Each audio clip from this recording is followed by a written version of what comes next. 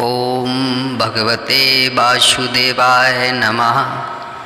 प्यारे भक्तों, श्रवण मास में शुक्ल पक्ष की पुत्रदा एकादशी का विशेष महत्व है।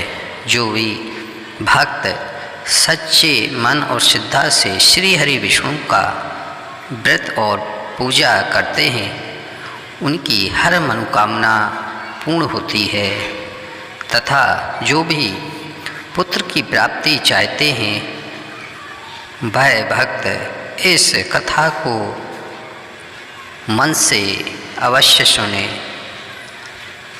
ऐसा माना जाता है, इस व्रत कथा को सुनने से हर मनोकामना पूर्ण होती है तथा पापों से मुक्ति मिलती है।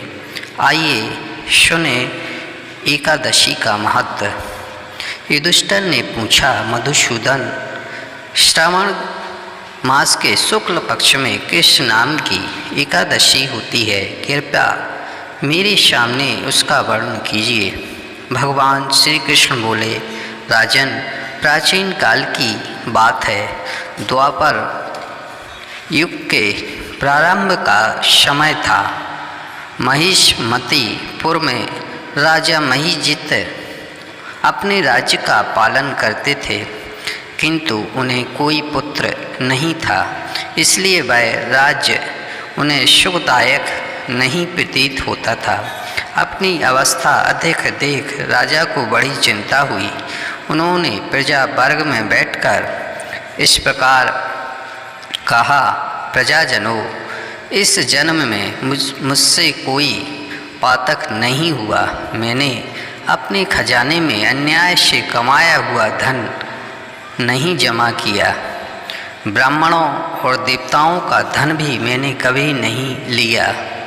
प्रजा का पुत्रवत पालन किया, धर्म से पृथ्वी पर अधिकार जमाया तथा दुष्टों को बेबंधु और पुत्रों के समान ही क्यों न रहे हों दंड दिया।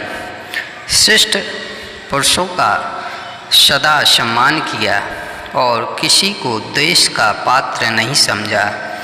फिर क्या कारण है जो मेरे घर में आज तक पुत्र उत्पन्न नहीं हुआ? आप लोग इस पर विचार करें। राजा के ये वचन सुनकर प्रजा और पुरोहितों के साथ ब्राह्मणों ने उनके हित का विचार करके गहन वन में प्रवेश किया। राजा का कल्याण चाहने वाले वे सभी लोग इधर उधर घूमकर ऋषि सेवित आश्रम की तलाश करने लगे।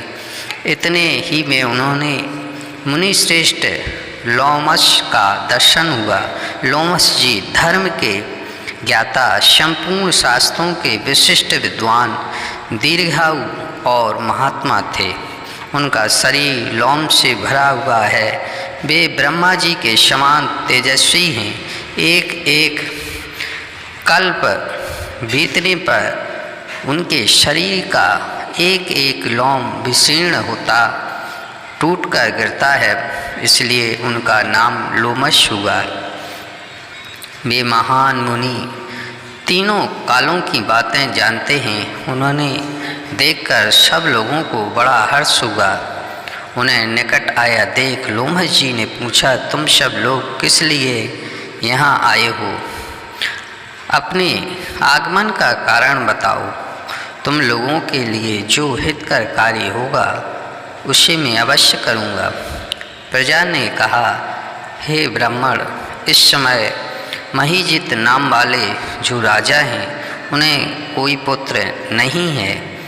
हम लोग उन्हीं की प्रजा हैं जिनका उन्होंने पुत्र की भांति पालन किया है। उन्हें पुत्रहीन देख उनके दुख से दुखित हों, हम तपस्या करने का दृढ़ निश्चय करके यहाँ आए हैं। राजा के भाग्य से इस समय हमें आपका दर्शन मिल गया है। महापुरुषों के दर्शन से ही मनुष्यों के सब कार्य सिद्ध हो जाते हैं। हे मुनि, अब हमें उस उपाय का उपदेश कीजिए जिससे राजा को पुत्र की प्राप्ति हो। उनकी बात सुनकर महर्षि लोमश 2 घड़ी तक ध्यान मग्न हो गए। इसके बाद राजा ने प्राचीन जन्म का वृत्तांत जानकर उन्होंने कहा, प्रजा वृंद सुनो, राजा महिजित पूर्व जन्म में मनुष्यों को चूसने वाला धनहीन वैश्य था। वह वैश्य गांव-गांव घूमकर व्यापार किया करता था। एक दिन जेठ के शुक्ल पक्ष में 10वीं तिथि को जब दोपहर का सूर्य तप रहा था, वह गांव की सीमा में एक जलाशय पर पहुंचा। पानी से भरी हुई बावली देखकर वैश्य ने वहां जल पीने का विचार किया। इतने में ही वहां बछड़े के साथ एक गाय भी आ पहुंची। वह प्यास से व्याकुल और ताप से पीड़ित थी, अतः बावली में जाकर जल पीने लगी। वैश्य ने पानी पीती हुई गाय को हाँक कर दूर हटा दिया और स्वयं पानी पिया। उसी पाप कर्म के कारण राजा इस समय पुत्रहीन हुए हैं। किसी जन्म के पुण्य से उन्हें अकंटक राज्य की प्राप्ति हुई है। प्रजा ने कहा, मुनि, पुराण में सुना जाता है कि प्रायश्चित स्वरूप पुण्य से पाप नष्ट होता है, अतः पुण्य का उपदेश कीजिए जिससे उस पाप का नाश हो जाए।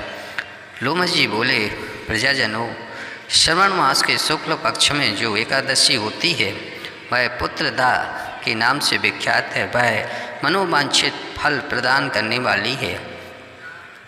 तुम लोग उसी व्रत का पालन करो। यह सुनकर प्रजा ने मुनि को नमस्कार किया और नगर में आकर विधि पूर्वक पुत्रदा एकादशी के व्रत का अनुष्ठान किया। उन्होंने विधि पूर्वक जागरण भी किया और उसका निर्मल पुण्य राजा को दे दिया। तत्पश्चात रानी ने गर्भ धारण किया और प्रसव का समय आने पर बलवान पुत्र को जन्म दिया। इसका महत्व सुनकर मनुष्य पाप से मुक्त हो जाता है तथा इस लोक में शुभ पाकर परलोक में भी स्वर्ग की गति को प्राप्त होता है।